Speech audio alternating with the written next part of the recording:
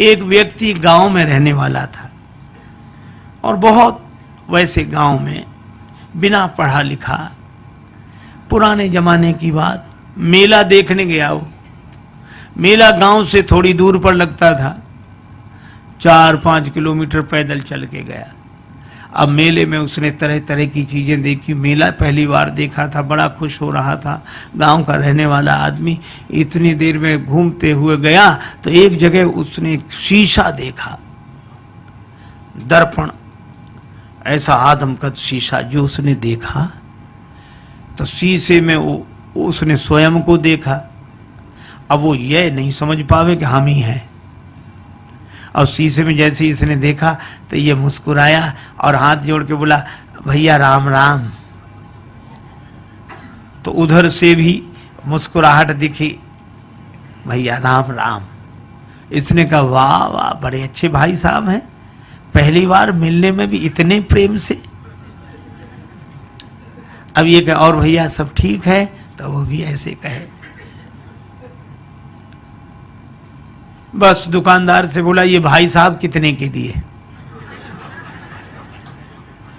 दुकानदार ने सोचा चाहे कोई दर्पण समझ के ले, चाहे भाई साहब, हमें तो पैसे से मतलब। बोले 2 रुपए के। तो मेले के लिए जितना खर्चा लाया था उसने 2 रुपए उसी को दे दिए और दर्पण हाथ में लिया। अब भाई साहब को बार बार देखे, बड़ा खुश हो।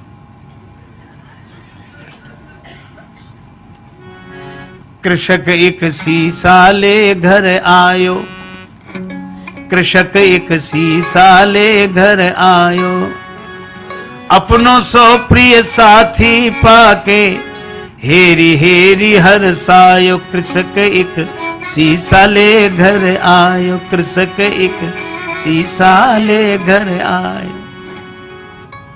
तन मन धन दर्पण पे वारे, दिन में कीतिक बार निहारे। बार बार नतमस्तक है के बैठक में लटकायो। कृषक एक शीशा ले घर, शीशा लेकर आया, बैठक में लटका दिया। अब वो तन मन धन दर्पण पे वारे, दिन में कीतिक बार निहारे, अपनों सो प्रिय साथी पाके हेरे हेरे हर्षाय। अब भीतर पत्नी के पास बैठे और थोड़ी देर में गए, अच्छा 1 मिनट रुको, अभी आया। फिर जाए, और भैया अच्छी तरह हो, बढ़िया है। फिर लौट कर आ जाए और मन में सोचे, बड़े अच्छे भाई साहब हैं, ना खाते हैं ना पीते हैं और हमेशा मुस्कुराते रहते हैं, प्रसन्न रहते हैं, बहुत अच्छे हैं भैया, वाह वाह। फिर जाए और फिर आ जाए। अब दिन में 2-3 बार ऐसे ही करे तो पत्नी को लगा कि पहले तो ये कभी ऐसे जाते नहीं थे, ये जाते कहाँ हैं? ठीक है, ये जब बाजार जाएंगे तब मैं देखूंगी। वो गए कहीं बाहर घूमने, पत्नी गई देखने कि देखूं तो क्या ये बैठक में क्या है जो बार बार।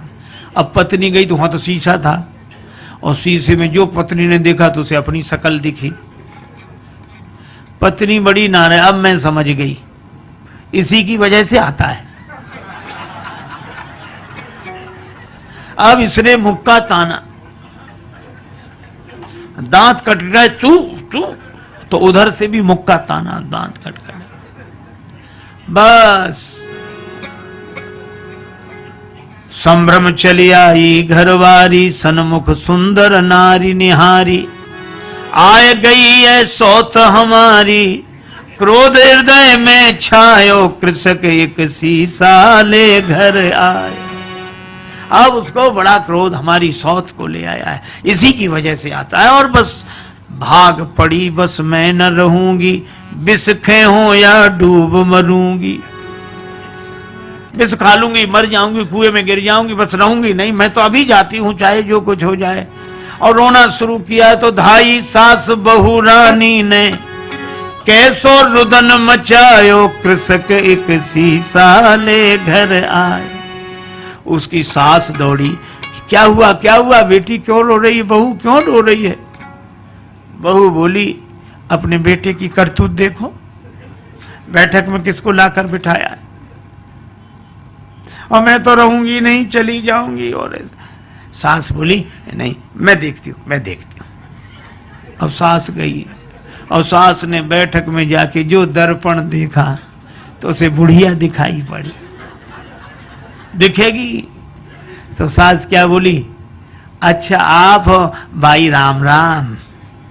वो भी राम राम बोली। क्षमा करना बहू समझ नहीं पाई। फिर बहू को डांट कर बोली क्या कह रही है तू, बुढ़िया है वृद्धा माता हमारी उम्र की है, सेवा के लिए लाया होगा। आई चली सास तत्क्षण में वृद्धा दीख पड़ी दर्पण में। बहू से बोली अरी बावरी या बुढ़िया पर मेरो लाल लुभायो। कृषक एक शीशा ले घर आए। अब बहू कहेगा नहीं नहीं तरुणी है और वृद्धा कहे कि वृद्धा है। अच्छा दर्पण ऐसा जो सामने आ जाए उसी को दिखा दे। बहू सामने जाए तरुणी देखो ये बैठी और सास कहे हट मैं देखती हूँ, वो देखे सो वृद्धा देखे। अब सास बहू का झगड़ा, सास बहू का झगड़ा आके ससुर निवारो। ससुर ने कहा क्या है मैं देखता हूं, क्यों ये कलह मचा रखा है। अब ससुर आया, ससुर ने कहा तुम दोनों अलग हो। अब ससुर ने जो देखा दर्पण तो उसे बूढ़ा आदमी दिखाई पड़ा। तो ससुर बोला अरे भैया राम राम आप हो, माफ करना ये समझती नहीं है। दोनों को फटकारा, दाढ़ी वालों पुरुष देख के दोनों को फटकारो। ससुर बोला ससुर अरी मूर्खाओ धर के मानो देह लजाओ, मर न गई तुम नारी पुरुष को भेद समझ ना पायो। तुम स्त्री पुरुष का भेद नहीं समझ सकी। सास कहे नहीं है तो वृद्धा बुढ़िया है। ससुर कहे कि नहीं बूढ़े भाई साहब बैठे, और बहू कहे कि नहीं तरुणी है। अच्छा अब एक बात बताओ, इनमें कौन आदमी गलत बोल रहा है? कोई गलत नहीं बोल रहा है, पर प्रश्न ये कौन सही बोल रहा है? कोई सही नहीं बोल रहा है और कोई गलत नहीं बोल रहा है। इतने में वो व्यक्ति आ गया, गांव में गया था घूमकर। क्या है? मां बोली बैठक में किसको बिठाया है? वो बोला हमारे भाई साहब हैं। बहू बोली भाई साहब है। एक तरुणी को लाकर बिठाया, वृद्धा बोली नहीं वृद्धा है, और ससुर कहे, वो पिता कहे कि नहीं वृद्ध व्यक्ति है, वो कहे नहीं हमारी तरह युवक हैं। अब जो दर्पण के सामने जाए दर्पण उसी का चेहरा दिखा दे। अच्छा अब आप बताओ, शीशा से बनते शुभ दर्शन तापे मचो घोर संघर्षण। और इसके हाथ में जाए शीशा, उसके हाथ में जाए, इसके हाथ में जाए, और ऐसे हाथों में जाते शीशा गिर गया, टूट कर टुकड़े टुकड़े हो गया। और जैसे ही दर्पण टूट गया तो दो बचे कि एक ही। फिर दूसरा कोई था ही नहीं, न भाई साहब, न तरुणी, न वृद्धा, न वो वृद्ध व्यक्ति। एक ही था और एक ही है और एक ही। देखो कितनी अद्भुत बात। इसी तरह वह एक अद्वैत परमात्मा ही है।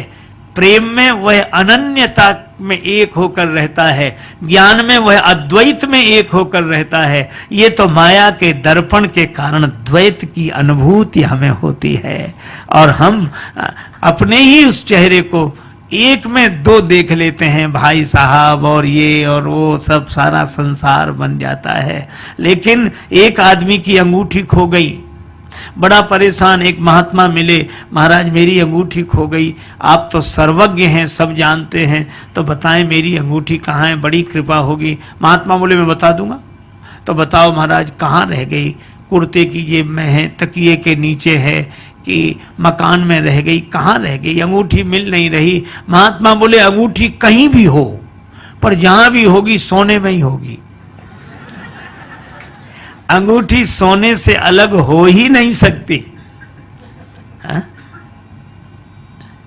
और सच्ची बात है, हम सबसे अलग हो सकते हैं पर भगवान से अलग हो ही नहीं सकते।